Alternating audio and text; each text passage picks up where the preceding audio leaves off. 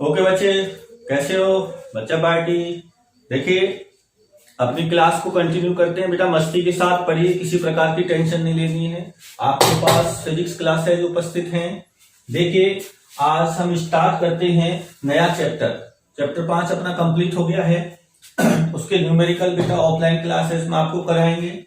तो ये है चैप्टर नंबर 6, जिसका नाम है विद्युत परिपथ। ठीक है ना?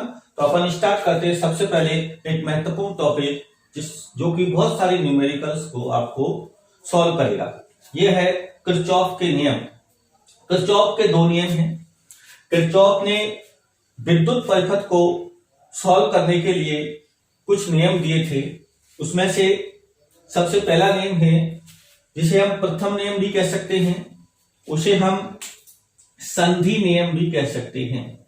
संधि नियम, और इसे हम धाराओं का नियम भी कह सकते हैं, जिसे शॉर्ट में कहते हैं केसीएल। केसीएल का मतलब है किरचॉफ करंट लॉ। ये है धाराओं का नियम। क्या कहता है? किरचॉफ ये कहते हैं कि यदि किसी संधि बिंदु है, ये कोई संधि बिंदु, संधि का मतलब है जितनी भी धारा की शाखाएं होंगी सब यहां आकर के मिलेंगी। तो किरचॉफ ने कहा कि किसी संधि बिंदु पर धाराओं का बीजगणितीय योग शून्य होता है। जैसे ये धारा इस प्रकार, देखें ध्यान से, ये क्या है? संधि, जिसे कहते हैं नोड। क्या कहते हैं? नोड। तो यहां पर इसको सपोज मान लेते हैं I1, I2, I3 and I4 और I5। ठीक है बेटा? तो पहले नियम कहता है कि किसी संधि बिंदु पर धाराओं का बीजगणितीय योग शून्य होता है।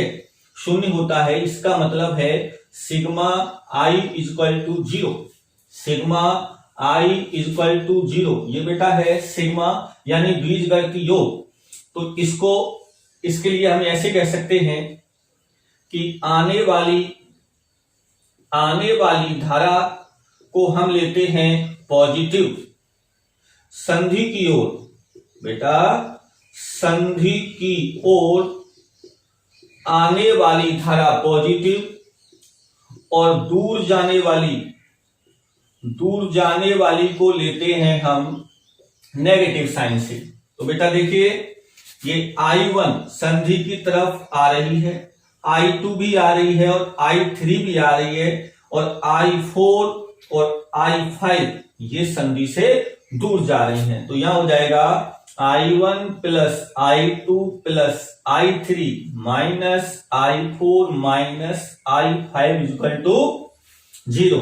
राइट बेटा? इसे ऐसे भी लिख सकते हैं I1 plus I2 plus I3 बराबर I4 प्लस I5। तो देखिए, संधि पर आने वाली और ये है जाने वाली। तो अपन इसे ऐसे भी कह सकते हैं कि संधि की ओर आने वाली और संधि से दूर जाने वाली धाराओं का योग बराबर होता है। ऐसे भी कह सकते हैं कि बराबर होता है, और ऐसे भी कह सकते हैं कि संधि पर धाराओं का बीजगणितीय योग शून्य होता है। इसलिए इस नियम को कहते हैं धाराओं का नियम। संधि का उपयोग होने पर संधि नियम, और ये पहला नियम था, इसलिए इसे प्रथम नियम से जाना जाता है। अपन शॉर्ट में लिखा करेंगे केसीएल। क्या लिखेंगे? केसीएल। और एक महत्वपूर्ण बात, ये जो नियम है ये आवेश संरक्षण पर आधारित है। ये आवेश संरक्षण, महत्वपूर्ण, आवेश संरक्षण पर आधारित है। यानी आवेश संरक्षण का मतलब है कि संधि पर धाराओं के आने से पहले और धाराओं के जाने के बाद आवेश के मान में कोई परिवर्तन नहीं होता है। तो ये था बेटा प्रथम नियम।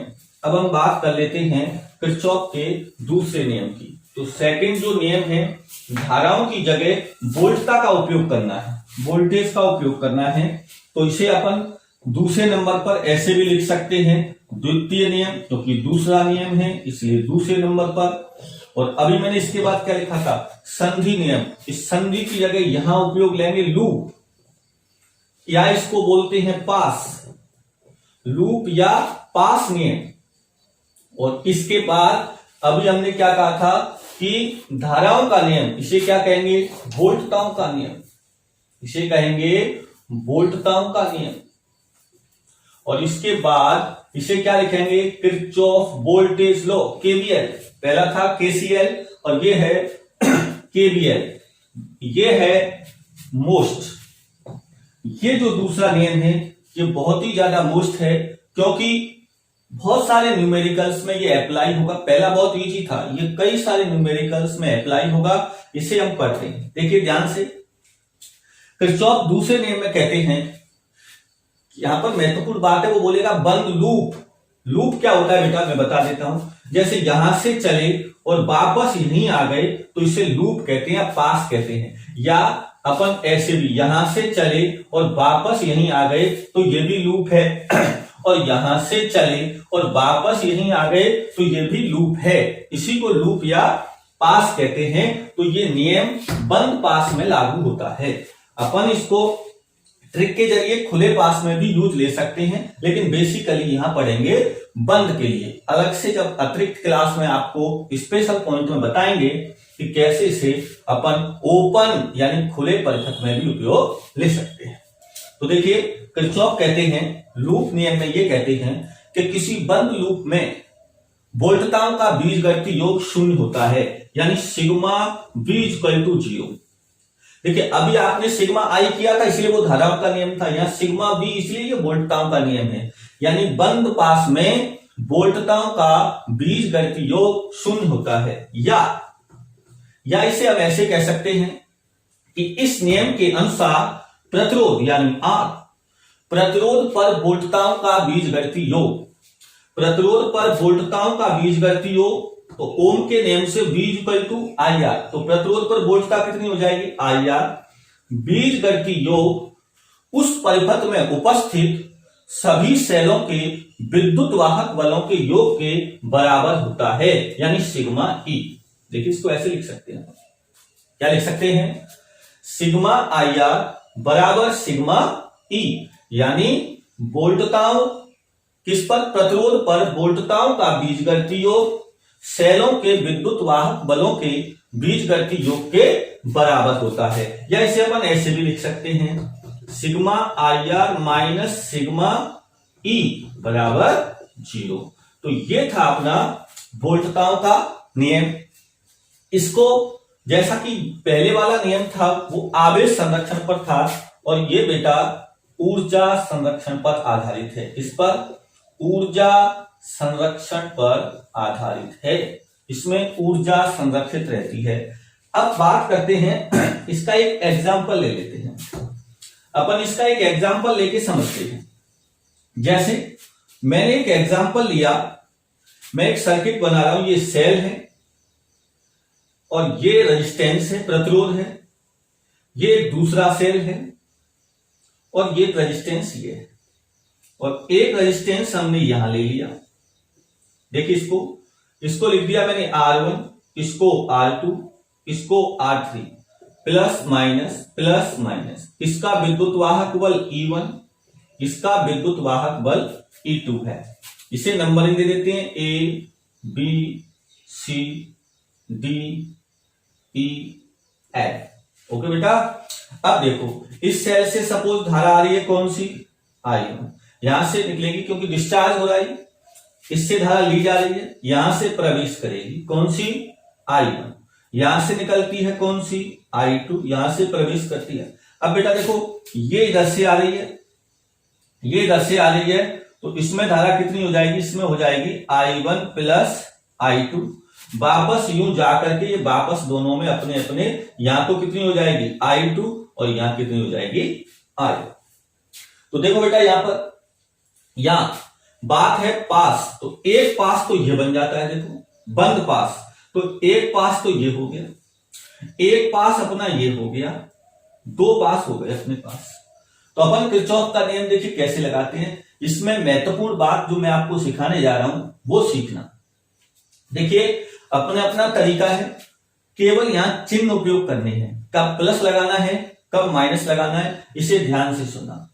अपन को क्या करना है, ये समीकरण उपयोग में लेना है, कौन सा, sigma I R minus sigma ई बराबर 0। मतलब कब प्लस आना है कब माइनस आना है। तो सुनो मेरे साथ, अगर आप धारा की दिशा में चलते हो, धारा की दिशा में चलते हैं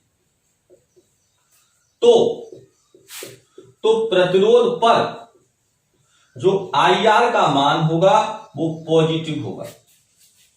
कैसा होगा, पॉजिटिव। धारा की दिशा में मान कैसा होगा, पॉजिटिव। अगर आप धारा की दिशा में चलते चले जा रहे हो तो, और यदि आप धारा के विपरीत दिशा में चल रहे हो, अगर आप धारा के विपरीत दिशा में चल रहे हो तो आई आर का मान कैसा हो जाएगा, नेगेटिव। कैसा हो जाएगा, नेगेटिव।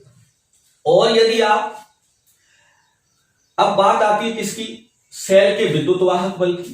राइट बेटा, देखो ये तो आई आर धारा की दिशा में पॉजिटिव, विपरीत दिशा में नेगेटिव। अब सेल का विद्युत वाहक बल, तो अगर आपके पास ये सेल है, ये प्लस और माइनस है, आप यूं जा रहे हैं, देखो यूं, तो सबसे पहले आपको कौन मिला, सबसे पहले आपको कौन मिला, देखो बेटा सबसे पहले कौन मिला, प्लस। राइट, यानी आपने एंट्री कहां से की, आपने एंट्री कहां से की, प्लस से। तो ऐसी स्थिति में अपन लिख देंगे प्लस ई।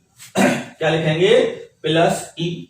और यदि आप इधर से प्रवेश कर रहे हो, इधर से यूं आ रहे हो, यूं, धारा की दिशा से यहां कोई लेना देना नहीं है। अगर आप यूं आ रहे हो इस प्रकार, तो ऐसी स्थिति में आपको पहले कौन मिला, माइनस, नेगेटिव। तो यहां पर क्या जाएगा, माइनस ई। तो चिन्ह का उपयोग तो ऐसे करना है। तो आइए इन चिन्ह का अपन उपयोग करते हैं इस परिपथ के लिए। तो देखिए आप, सबसे पहले अपन चलते हैं ए से। देखिए ए से चलेंगे तो बी तक जाएंगे, सी तक जाएंगे और ऐसे वापस डी तक और वापस ए तक आना है। जरूरी नहीं कि आप ए से आप बी से चलो तो वापस बी पे आ जाओ, सी से चलो तो वापस सी पर आ जाओ। आपके समीकरण में कोई बदलाव नहीं आएगा, सेम आंसर आएगा। आप जैसे चलना चाहते हैं, क्योंकि चिन्ह परिपाटी एक ऐसी है कि आपके आंसर को वहीं लाके खड़ा कर दे।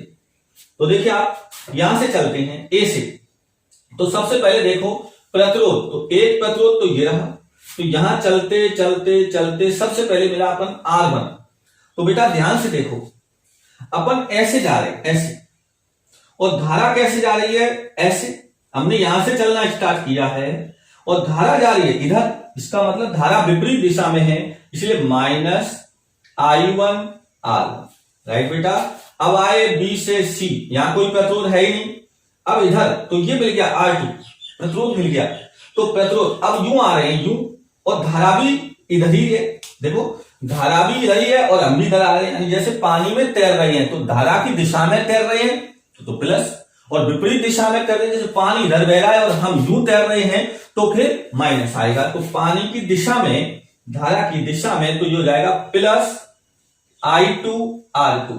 राइट बेटा, अब यहां आए कोई प्रतिरोध नहीं, अब बचा कौन, सेल। तो आइए, एक सेल ये रहा और एक सेल ये रहा।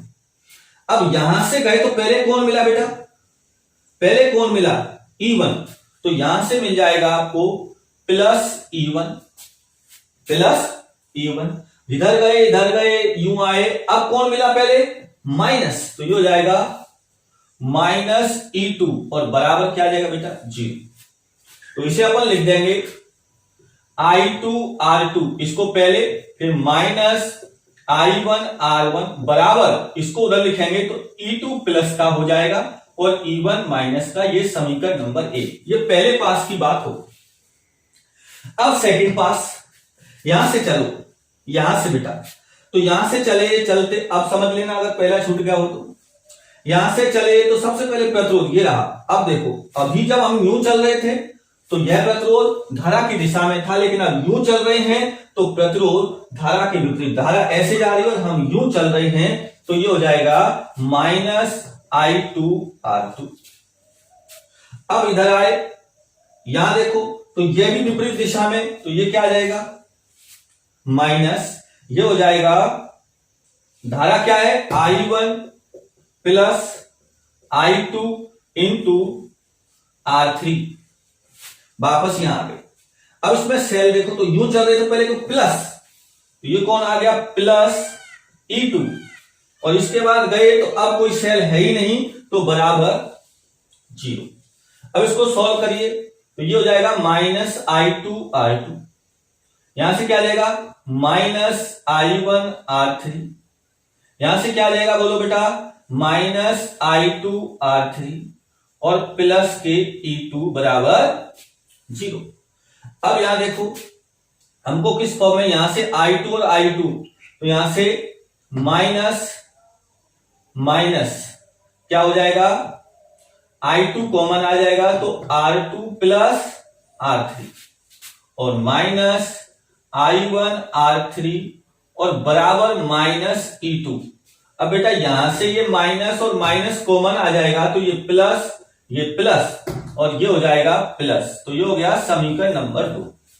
अब बेटा आपके पास समीकरण 1 में R1 आपको पता होगा न्यूमेरिकल करते समय, R2 आपको पता है, E1 E2 पता है, यहां से आपको R2 R3 पता है और यहां आपको E2 पता है, तो ऐसी स्थिति में आप I1 I2 के मान निकाल सकते हैं।